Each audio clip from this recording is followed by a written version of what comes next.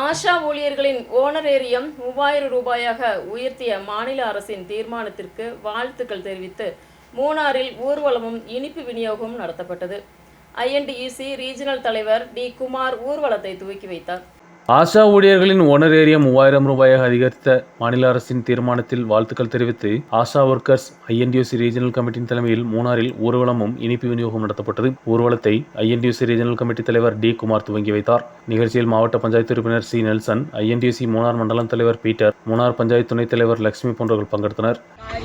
ഞങ്ങളുടെ ഒരുപാട് കഷ്ടപ്പാടുകളിൽ ഞങ്ങൾ എല്ലാ ആശാമാരും കൂടെ ധർണയിരിക്കുകയും ധർണ പോരാട്ടത്തിൽ ഭയങ്കരമായിട്ട് ബുദ്ധിമുട്ടുകൾ ഞങ്ങൾ അനുഭവിച്ചവരും കൂടെ ഞങ്ങൾക്ക് സഹായം തന്ന് ഞങ്ങൾ പദവിയേൽക്കുകയാണെങ്കിൽ ആദ്യത്തെ നമ്മൾ നിങ്ങൾക്ക് കൂട്ടും എന്ന് വാഗ്ദാനം ചെയ്തതുപോലെ നമ്മുടെ മുഖ്യമന്ത്രി ഒരു പദവിയേറ്റ ഉടനെ തന്നെ ഞങ്ങൾക്കായി 3000 രൂപ ഒരുമിച്ച് ഞങ്ങൾ കൂട്ടുകയും ചെയ്തു.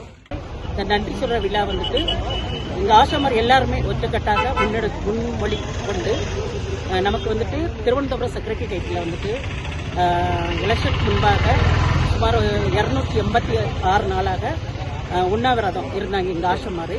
அப்போ வந்துட்டு அங்கே வந்த நம்ம எதிர்க்கட்சி தலைவர் வி. சதீஷன் அவர்கள் வந்துட்டு ஆசாமார்களுக்கு வந்துட்டு ஒரு வாக்குறுதி கொடுத்தாரு.